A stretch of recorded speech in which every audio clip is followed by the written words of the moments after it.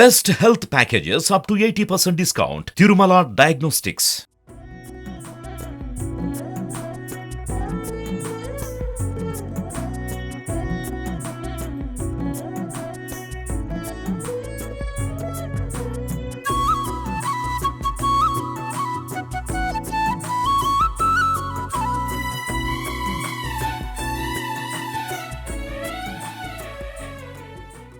Hi hello welcome to Suman TV. నేను మీ ముఖేష్. ఎక్కడ చూసినా రామ నామమే వినిపిస్తుంది. అదేనండి మన అయోధ్య రామ మందిరం. అయోధ్య రామ మందిరం జనవరి 22వ తారీఖున గ్రాండ్ ఓపెనింగ్ అయితే ఉంది. సో అయోధ్య రామ మందిరానికి సంబంధించిన 18 ప్రధాన ద్వారాలు మన అనురాధ టింబర్ ఇంటర్నేషనల్ డిపో వాళ్ళు తయారు చేస్తున్నారు. 18 ప్రధాన ద్వారాలు, 100 తలుపులు వీళ్ళే తయారు చేస్తున్నారు. అదేవిధంగా ఇవి ఎక్కడ తయారు చేస్తున్నారంటే తలుపులు, ప్రధాన ద్వారాలు మాత్రం అయోధ్య రామ మందిరంలోనే తయారు చేస్తున్నారు. ఎందుకంటే ఇక్కడ నుంచి తీసుకెళ్లడం అనేది కొంచెం కష్టతరమైనది. మెజర్మెంట్ విషయంలో కూడా కొంచెం తేడా కూడా జరిగే అవకాశం ఉంది కాబట్టి అక్కడే రెడీ చేస్తున్నారు. సో ఈ టింబర్ డిపోకి మనం ఎందుకు వచ్చామంటే ఇక్కడ ఏమేమి ఉన్నాయి, ఇక్కడ నుంచి ఏమైనా అక్కడికి తీసుకెళ్లేటివి ఉన్నాయా అనేది మనం ఒకసారి లోపలికి వెళ్ళి చూద్దాం.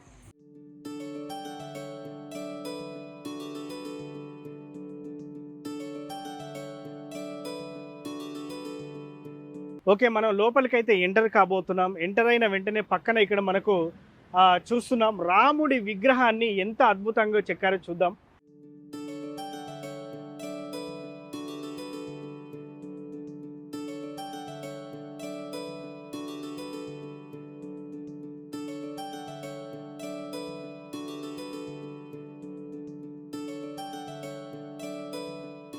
అయితే విషయం ఏంటంటే ఇది ఇంకా సంపూర్ణంగానైతే పూర్తి కాలేదు, చెక్కడం తుది దశకు చేరుకోలేదు, ఇంకా చెక్కేది ఉంది అని చెప్పేసి ఇక్కడ ఎవరైతే ఉన్నారో వాళ్ళు చెప్తున్నారు. అదేవిధంగా దీని చుట్టుపక్కల తిరిగి చూద్దాం ఏమేమి ఉంది అనేది. ఇక్కడ చూడొచ్చు మనం హనుమంతుడి విగ్రహం. హనుమంతుడు కూడా చాలా అద్భుతంగా చెక్కారు బ్యాక్ సైడ్ మనం చూసుకుంటే.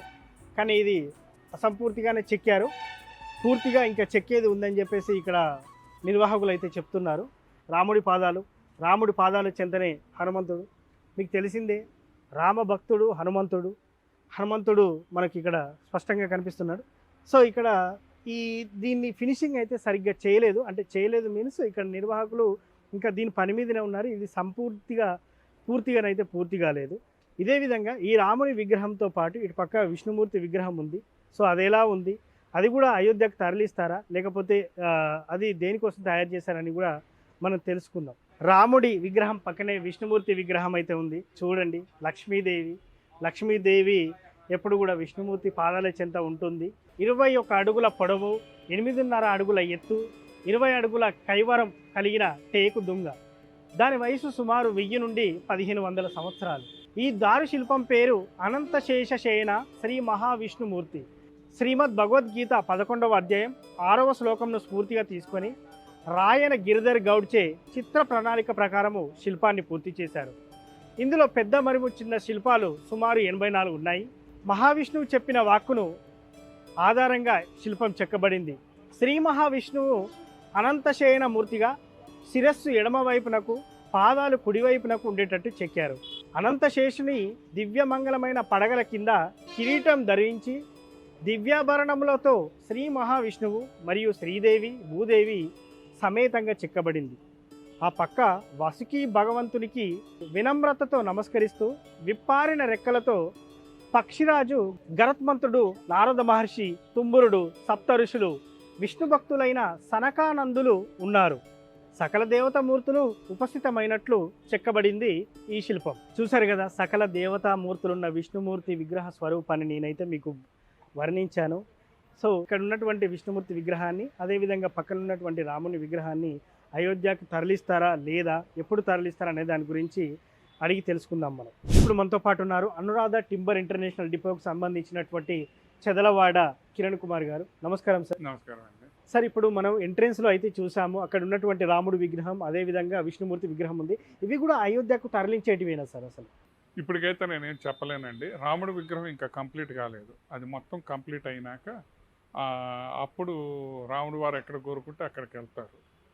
సో అయోధ్యకి వెళ్ళే అవకాశాలు ఉన్నాయా అంటే ఉన్నాయి, లేవు అని నేను చెప్పలేను. సో చాలామంది ఇవి కూడా అయోధ్యకి వెళ్తాయని చెప్పేసి చెప్తున్నారు. సో దాని గురించి ఏమైనా ఆ సందేహాన్ని నివృత్తి చేసుకుందామని చెప్పేసి మిమ్మల్ని అడుగుతున్నాం సార్. సో ఇప్పటికైతే నేనేమి చెప్పలేనండి ఎక్కడికి వెళ్తాయి అనేది. సార్ అదేవిధంగా గర్భగుడి తలుపులు కూడా మీ అనురాధ టింబర్ డిపో వాళ్ళే తయారు చేస్తున్నారు కదా. సో గర్భగుడి తలుపులు పూర్తయ్యాయి సార్ అసలు? అయిపోయినాయండి. ఆల్రెడీ ఒక సోమవారం మధ్యాహ్నం 3:22 ఫిక్స్ అయిపోతున్నాం. ఆ టైంకి ముహూర్తం డిసైడ్ చేశారు ట్రస్ట్ వాళ్ళు. సో సోమవారం మధ్యాహ్నం గోల్డ్ ప్లేటెడ్ డోర్లు, గర్భగుడి డోర్లు అయోధ్య రామ మందిర్ టెంపుల్లో మెయిన్ శాంక్టంలో ఇన్స్టాల్ చేస్తామండి గర్భగుడి. సార్ 100 తలుపులు అంటున్నారు, ఇవి 100 తలుపులా లేకపోతే? అట్లా కాదండి. ఇప్పుడు మెయిన్ ప్రధాన ఆలయంలో 18 డోర్లు చేశాము, ఇంకా చాలా ఉన్నాయి చేయాల్సినవి. ఒక 100 డోర్ ఫ్రేమ్లు ఏమో ఎలైడ్ బిల్డింగ్స్, పర్కోటాస్ ఇవన్నీ డోర్ ఫ్రేమ్లు ఫిక్స్ చేసాము. నెంబర్ ఆఫ్ డోర్స్ ఎన్ని ఉంటే అన్ని డోర్లు మాకు ట్రస్ట్ ఎన్ని అప్పచెబితే అన్ని చేస్తామండి. నెంబర్స్ నాకు ఇప్పుడు కరెక్ట్గా తెలియదు. చాలా మంది 100 అని చెప్తున్నారు, మరి 100 పైనే ఉండొచ్చు అండి డోర్ ఫ్రేమ్లు కానీ డోర్లు కానీ. ప్రధాన ద్వారాలు ఏంటి సార్? ఇప్పటికి 18 ద్వారాలండి టెంపుల్ గ్రౌండ్ ఫ్లోర్లో. ఫస్ట్ ఫ్లోర్ ఇంకా కంప్లీట్ కాలేదు. ఫస్ట్ ఫ్లోర్, సెకండ్ ఫ్లోర్ అయినాక ఇవన్నీ గోల్డ్ కోటెడా సార్? ఇప్పటికైతే గ్రౌండ్ ఫ్లోర్లో ఉన్న డోర్లన్నీ గోల్డ్ కోటెడ్ అండి. ఫస్ట్ ఫ్లోర్ సంగతి ఇంకా తెలియదు, ఇంకా ప్రోగ్రెస్లో ఉంది, వర్క్ ప్రోగ్రెస్లో ఉంది, ఇప్పుడే కామెంట్ చేయలేదు సార్. ఇప్పుడు ఈ అవకాశం ఎలా వచ్చింది సార్? మేము అంతకుముందు యాదగిరిగుట్ట టెంపుల్ డోర్స్ చేసామండి.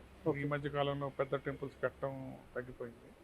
సో అందుకని చెప్పి మా ఎక్స్పీరియన్స్, మా స్కల్ప్చర్ మీరు చూసే ఉంటారు, మా స్కిల్, మా కంపెనీ, మాది 3rd జనరేషన్, మా గ్రాండ్ ఫాదరు మేము. సో అందుకని మేము టెంపుల్కి ఒక మోడల్ చేసాం. టెంపుల్ కట్టే ముందు టెంపుల్ ఎలా పోతుందో వుడ్తో ఒక మోడల్ చేసి మందిర్ వెళ్ళే ద్వారంలో పెట్టామన్నమాట. సో దాంతో మా ఇంటర్వ్యూ చేసి మా స్కిల్, మా టైం లైన్స్, మా నాలెడ్జ్ ఇవన్నీ చూసి Tata consultancy, LNT trust select చేశారు. సో ఈ అవకాశాన్ని మీరు ఎలా భావిస్తారు సార్? అంటే అయోధ్య రామ మందిర్ ఆశీర్వాదం కింద భావిస్తున్నాం అండి.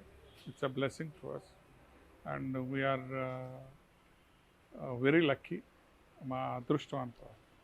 సో అట్లా ఆలోచిస్తున్నాం. ఎందుకంటే ఇండియా ఇంత పెద్ద దేశంలో చాలామంది ఉండొచ్చు, మాకు అవకాశం రావటం దేవుడిచ్చిన అదృష్టంగా నేను భావిస్తాను.